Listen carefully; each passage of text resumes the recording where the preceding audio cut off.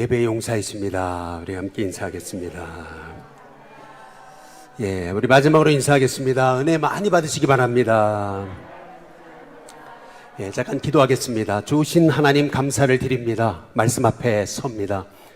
왜 항상 복종하여 두렵고 떨림으로 구원을 이루어내야 되는지, 이 땅에 살아가면서 우리가 왜 비침을 잊지 말아야 되는지, 우리가 왜 이 땅을 살아가며 생명의 말씀을 밝히며 살아가야 되는지 오늘 말씀을 통해서 깨닫는 은혜가 있도록 인도해 주옵소서. 감사하고 예수님의 이름으로 기도드리옵나이다. 아멘.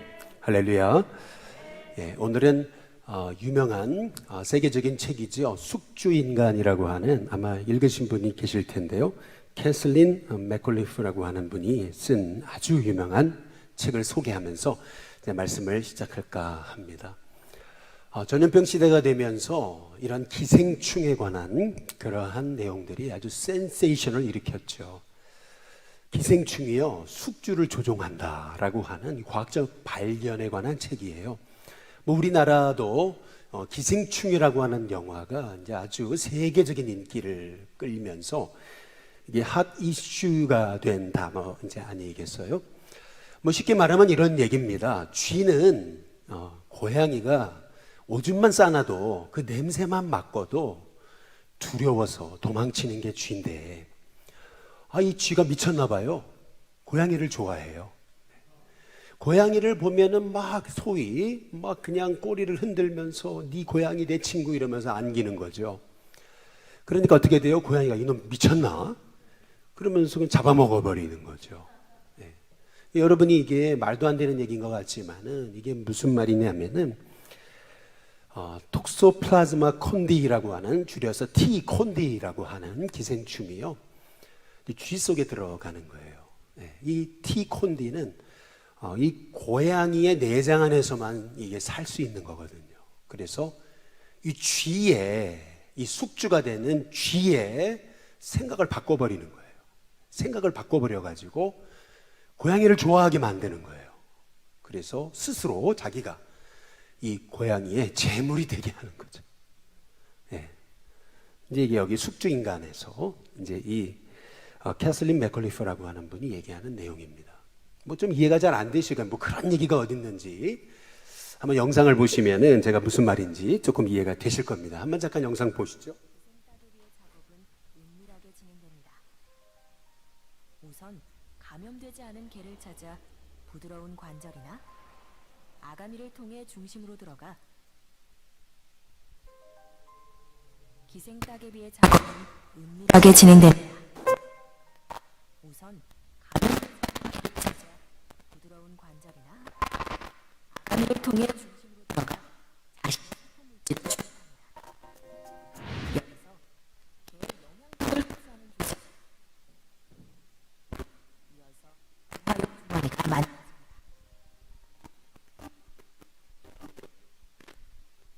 이때쯤이면 이미 스파이더 크랩의 정체성은 없습니다. 배의 알주머니는 물론 근육과 신경 모든 부분은 기생 따개비의 일부가 됐고, 스파이더 크랩은 기생 따개비가 원하는 대로 행동합니다. 자신의 알도 아닌 기생충의 알을 애써 낳죠. 다리를 흔들며 열심히 물살을 일으키는 것도 세상으로 나온 기생 따개비의 알들이 물속으로 잘 퍼져나가게 하기 위해서입니다. 모든 기생충들이 기생 따개비처럼 숙주를 행복한 상태로 지내게 하는 것도 아니죠. 가을로 넘어가는 경상남도 산청의 한 계곡. 숲에는 풀색 곤충들이 가득합니다. 배가 통통한 사마귀 한 마리가 산청 계곡을 헤맵니다. 녀석은 지금 물을 찾고 있는 중이죠. 사마귀는 땅에 사는 곤충입니다. 육지곤충인 사마귀가 제 발로 물에 빠지다니 도대체 어떻게 된 일일까요?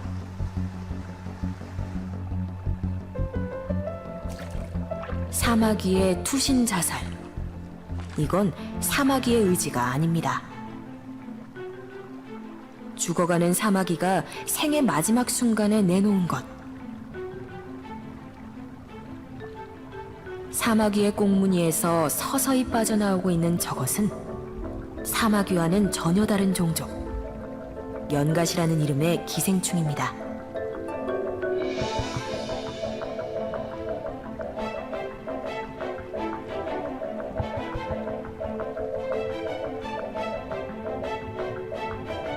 (1분도) 안 되는 짧은 시간에 1미터가 넘는 연갓이 한 마리가 사마귀의 뱃속을 완전히 빠져나옵니다.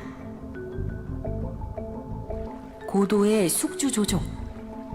연가시가 원하는 때, 연가시가 원하는 곳으로 사마귀는 움직입니다.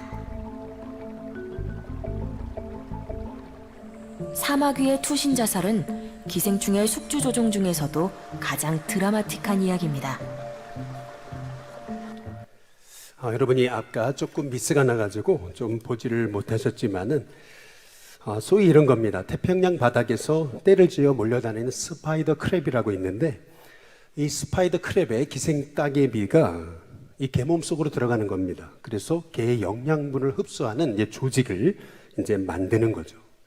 그리고 나서 이제 부화용 주머니를 이제 개 안에서 만들게 되는데, 이때부터 이 스파이더 크랩의 정체성은 사라집니다. 그때부터 스파이더 크랩은 생각 외로 이 기생충, 다시 말하면 기생 따개비가 원하는 대로 행동을 하게 된다는 겁니다.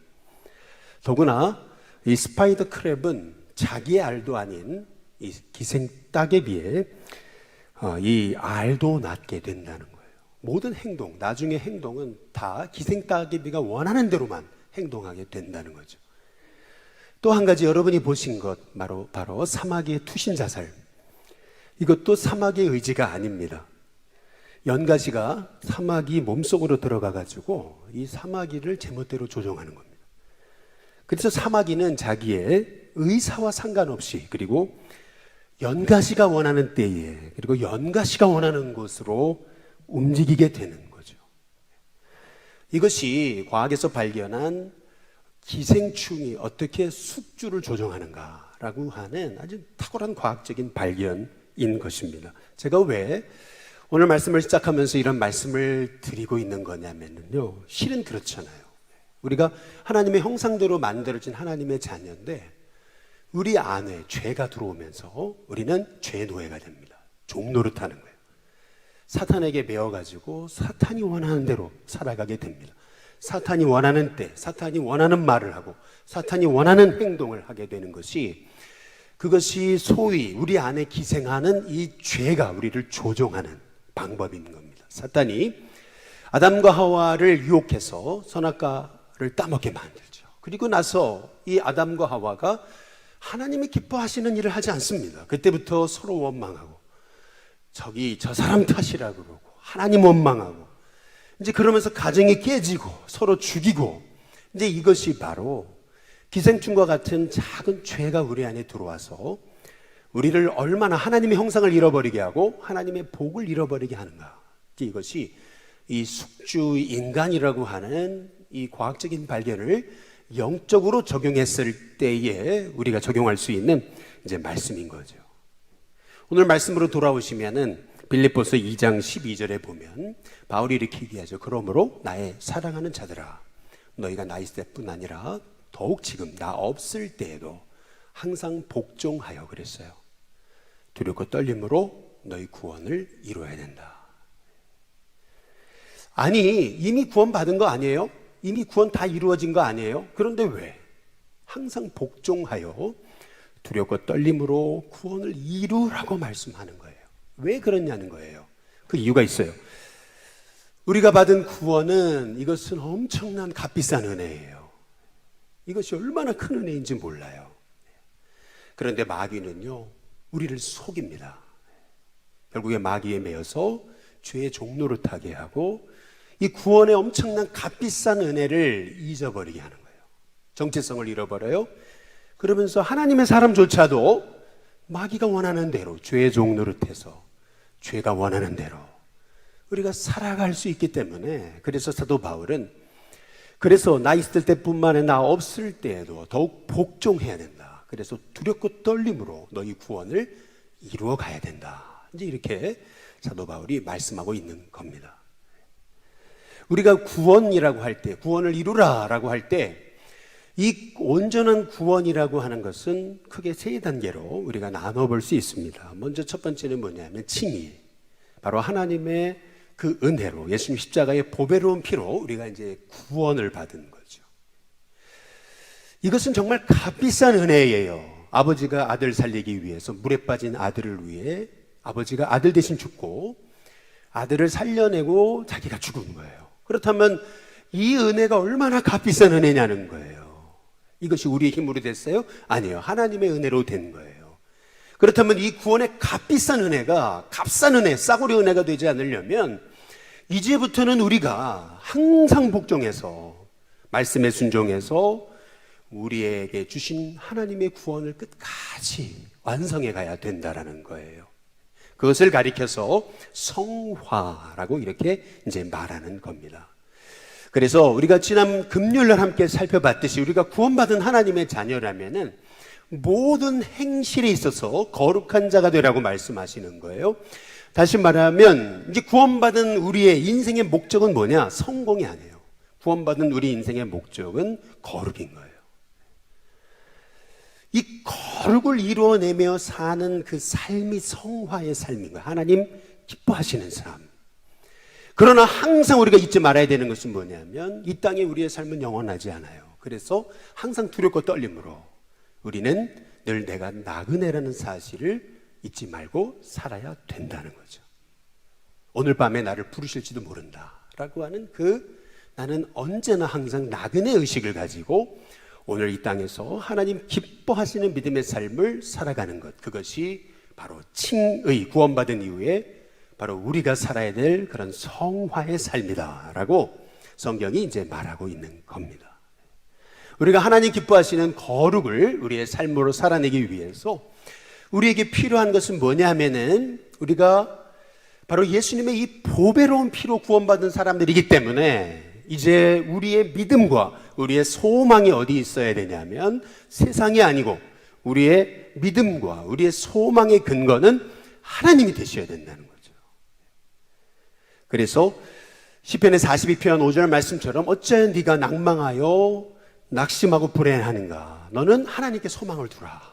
너는 하나님께 소망을 두라 하신 말씀처럼 우리의 믿음의 근거는 바로 하나님이 되셔야 된다라고 하는 겁니다.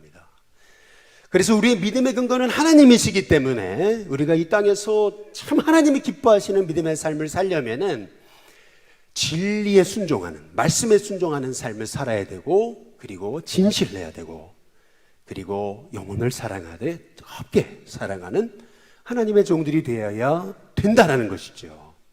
우리가 구원받은 것은 썩어질 씨로 된 것이 아니고 썩지 아니할 하나님의 말씀으로 됐어요.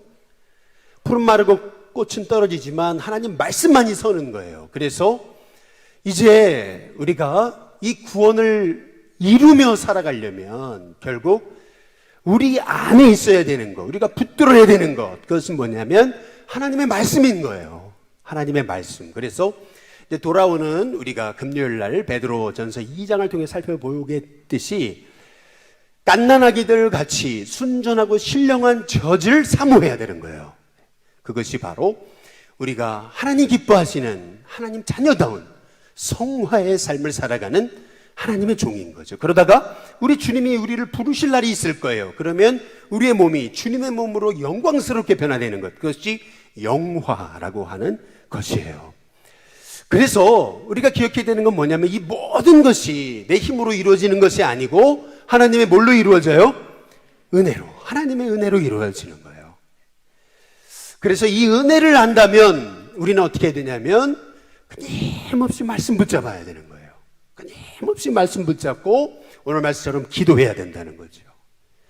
두렵고 떨림으로 항상 복종해서 구원을 이루기 위해서 하나님 기뻐하시는 믿음의 삶을 살아내기 위해서 우리는 말씀에 서고 그 말씀 붙잡고 우리는 기도해야 된다는 거예요.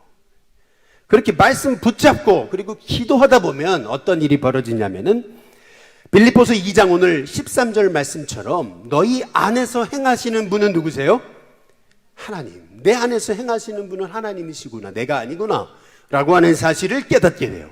내 인생 내 하고 싶은 대로 사는 게 아니고 하나님이 내 인생 이끌어 가시는구나 라고 하는 걸 깨닫게 되는 거예요. 여러분, 이것이 우리가 기생충에게 숙주가 속아가지고 기생충이 원하는 대로 따라가는 인생을 살지 않는 비결입니다. 내 안에 살아계신 하나님, 살아계신 예수님이 계신단 말이에요. 내 안에서 행하시는 분은 누구세요? 하나님이세요. 그래서 말씀 붙잡고 기도하고 하나님 기뻐하시는 일을 하기 위해서 성화의 삶을 살아가다 보면은 어떤 일이 벌어지냐면, 빌립보서 2장 13절에 보니까, 다시 한번 보여주시면, 너희 안에서 행하시는 분은 하나님이세요. 그래서 말씀 붙잡고 기도하며 살다 보면은 어떻게 되냐면 하나님의 소원을 알게 돼요. 아, 이게 하나님의 소원이구나, 이게 하나님 기뻐하시는 일이구나. 하나님이 자기의 기쁘신 뜻을 위해서 우리의 마음에 하나님의 소원이라고 하는 믿음의 열망을 부어주시는 거예요. 말씀을 알기 시작하면은요, 주님의 마음을 알아요. 주님의 소원을 알아요. 말씀 붙잡고 기도하기 시작하면 주님의 소원이 내 소원이 되는 거예요. 여러분, 그게 사실은 요셉입니다. 요셉이 언제 자기 꿈 꾼 거예요? 아니에요. 보통 우리가 뭐 소년들이여 야망을 가져라, 꿈을 가져라 이제 얘기하지만, 실은 요셉의 꿈은 그런 꿈이 아니에요. 요셉이 꾼 게 아니에요. 하나님이 요셉에게 꿈꾸게 하신 거예요. 그게 하나님의 소원이에요. 요셉이 말씀 안에 서서 하나님께 기도하고 하나님의 소원을 알고 나니까요, 이상한 거예요. 13년간 노예로 끌려가고 감옥에 들어가도요, 30세가 됐을 때 하나님 꺼내주시잖아요. 이상해요. 7년 동안 풍년이 이게 다 요셉을 위한 거예요. 7년 동안 흉년도 이게 다 요셉을 위한 거예요. 요셉 때문에 하나님이 바로에게 꿈을 꾸게 하셔가지고, 요셉 때문에 하나님이 술 맡은 관원이나 떡 굽는 관원장을 감옥에 들어오게 하셔가지고 요셉을 만나게 하신 거예요. 이미 하나님이 판을 다 깔아 놓으시고, 이 요셉을 술 맡은 관원장이 2년 동안 까마득히 있게 하셨다가 2년 만에 하나님이 다시 술 맡은 관원장에게 요셉을 생각나게 하셔가지고, 그래서 아주 극적으로 바로가 꿈을 꿨을 때 아무도 못 해석하잖아요. 그때 요셉을 콜해가지고 요셉으로 하여금 바로를 만나게 하셔요. 그 바로는 어떤 사람이에요? 정말 이런 요셉에게 호의를 베푸는 사람이 없는 거예요. 그 바로가 아니었던들 요셉은 애굽의 총리가 30세 될 수 없었어요. 그런데 놀랍죠. 그때부터 하나님이 하나님의 일을 펼쳐가신데, 그분의 his story, 그분의 스토리를 요셉 한 사람을 통해 맞춰가시는 거예요. 7년 진짜 이 바로가 꾼 대로 풍년이 옵니다. 그러더니 다시 또 7년이 지나더니 7년 때 또 흉년이 찾아와요. 2년이 지났어요. 그랬더니 형들이 찾아오잖아요. 신기한 게 있어요. 이 모든 게 다 요셉 한 사람 때문에 하나님이 행하시는 일이에요. 이게 뭡니까? 이게 요셉의 소원이에요? 아니에요. 하나님의 소원이에요. 우리가요, 하나님의 소원을 품고 우리가 살아가게 되면은 어떻게 되냐면은요, 빌립보서 오늘 2장 15절에 보시면 이렇게 말합니다. 어그러지고 거스르는 세대 속에 우리가 살지만 우리는 그 어그러지고 거스러지는 세대 속에서도 빛으로 나타나는 인생이 됩니다. 세상이 어두울수록 하나님의 소원을 품은 자는 하나님의 소원을 품었기에 더 빛으로 빛나게 하시는 거예요. 신기한 게 있어요. 어려우면 어려울수록, 시대가 어려워질수록 하나님의 소원을 품은 자는 하나님이 빛으로 나타나게 하세요. 여러분, 이것이 왜 우리가 하나님의 소원을 품고 우리가 두렵고 떨림으로 우리가 구원을 이루어내며 살아가야 되는지 오늘 말씀을 통해서 우리가 깨닫게 되는 성경의 이제 비밀입니다. 바라기는 저와 여러분은 나는 세상의 빛이다. 한번 따라해 보겠습니다. 나는 세상의 빛이다. 여러분, 이 영적 정체성 잃어버리는 순간 죄가 여러분 속에 들어와서 마귀가 여러분을 사로잡고 여러분을 죄의 종로로 타게 하세요. 하나님 기뻐하시는 일을 하게 하는 게 아니라 마귀가 좋아하는 일, 마귀가 좋아하는 곳에 가게 하고 마귀가 좋아하는 것을 좋아하게 만들고 예배가 싫어지게 만들고 말씀이 싫어지게 만들고 하나님의 사람이 싫어지게 만들고 이제 그렇게 되는 거예요. 결국에는요, 그래서 오늘 말씀에 빌립보서 2장 16절에 보니까 이렇게 하잖아요. 생명의 말씀을 어떻게 하라고요? 밝혀라. 우리가 빛이잖아요. 그러니까 생명의 말씀을 가지고 세상을 밝혀야 되는 거예요. 여기서 생명의 말씀을 밝혀라고 하는 말의 의미는 밝혀라고 하는 말씀 밑에 붙들어라고 되어 있습니다. 이 말의 의미는 뭐냐면 우리가 세상, 어두운 세상, 어그러지고 거스리는 이 세상을 주님의 빛으로 밝히는 방법, 그것은 뭐냐면은 하나님의 말씀을 굳게 붙잡는 거죠. 생명의 말씀. 이 말씀을 굳게 붙잡아야지만이 우리는 소위 기생충의 숙주가 돼가지고 사마귀가 투신자들 하듯이 이 스파이더 크랩이 기생 따개비의 알을 낳지 그렇게 않는, 쥐가 고양이를 무서워해야 되는데 쥐가 고양이를 너무가 좋아하게 되는 그런 어처구니 없는 그러한 일들이 벌어지지 않는다는 거죠. 놀라운 것은 이거예요. 빌립보서 2장 16절에 보면 이제 이렇다는 겁니다. 다시 한번 빌립보서 2장 16절을 보시면 생명의 말씀을 밝혀 생명의 말씀 붙들고 살아가면 여러분 우리의 걸음질이 다름질이 헛되지 않게 됩니다. 우리의 수고도 헛되지 않게 돼요. 우리가 생명의 말씀 붙들고 살아갈 때 그리스도 주님 다시 오시는 날 내가 자랑할 게 있게 됩니다. 우리가요 말씀 붙잡고 살지 않으면 우리는 자칫 잘못하다간 소위 기생충의 숙주 노릇을 하는 그런 사마귀처럼, 기생충의 숙주 노릇을 하는 스파이더 크랩처럼 그렇게 우리가 원하는 것이 아니라 그 죄가 원하는 대로 우리가 쫓아 살아갈 수도 있는 그런 종들임을 우리가 깨달아 알아야 돼요. 그래서 사도 바울은 그 사실을 너무 잘 알았어요. 내가 있을 때만이 아니라 내가 없을 때조차 너희는 항상 복종해야 된다. 그리고 두렵고 떨림으로 너희의 구원을 이루어가야 된다. 여러분 이것이 우리가 왜 말씀을 붙들어야 되는지, 왜 말씀 붙잡고 살아야 되는지, 우리의 삶에 왜 말씀이 떠나지 않아야 되는지, 왜 우리가 기도해야 되는지 말씀하시는 하나님의 말씀인 거죠. 시편 119편 130절 말씀처럼 주의 말씀을 열면 그랬어요. 말씀을 열면 빛이 비친다 그랬어요. 그래서 우둔한 자가 깨닫게 된다. 그래서 주의 법을 사랑하는 자, 시편 119편 165절에 주의 법을 사랑하면 큰 평안이 있다 그랬습니다. 그래서 그들에게 장애물이 없을 거다. 우리가 이 땅을 살아가면서 우리가 두렵고 떨림으로 우리에게 주신 이 구원이 축복이 되려면, 이 값비싼 구원의 은혜가 이 값싼 은혜가 되지 않으려면 우리는 세상을 분별하면서 말씀 붙잡고 살아가야 된다는 거예요. 항상 두렵고 떨림으로 말씀에 복종함으로 하나님이 주시는 그 구원의 삶을 이루어 가야 된다는 거죠. 그렇게 될 때 우리가 말씀 붙잡고 살았을 뿐인데 말씀 붙잡다 보니까 주님이 원하시는 게 이거였구나. 주님의 소원이 나의 소원이 돼요. 그러면서 나는 주님의 소원 갖고 살았을 뿐인데 나중에 보니까 주님 다시 오시는 날 내 다름질이 수고가 헛되지 않고 그리스도 예수의 날에 나로 자랑할 게 있게 하시는, 간증할 게 있게 하시는 하나님의 복을 우리에게 주시는 겁니다. 바라기는 저와 여러분의 인생, 주님이 단순한 기생충의 숙주 인생이 아니고 주님이 허락하신 이 존귀한 하나님의 형성을 가진 이 구원의 축복의 통로로서 하나님이 여러분을 살기를 원하시는 줄로 믿으시기를 주님의 이름으로 축복합니다. 여러분의 구원은 싸구려 구원이 아니고 값비싼 프라이스리스예요. 이거는 값으로 매길 수가 없어요. 그래서 값이 없어요. 프라이스리스, 값이 없어요. 이 구원의 값비싼 은혜가 valueless, 정말 가치 없는 그러한 그 구원이 되지 않기 위해서 우리는 말씀 붙잡아야 돼요. 말씀 붙잡고 생명의 말씀을 밝혀야 돼요. 그렇게 할 때 여러분의 다름질이 헛되지 않게 될 겁니다. 자랑할 것이 있게 될 겁니다. 그런 하나님의 종들로 살아가시기를 주님의 이름으로 축복합니다. 우리 이 시간 다 함께 우리 같이 찬송, 우리 말씀 앞에서 우리 함께 찬양하기 원하는데요.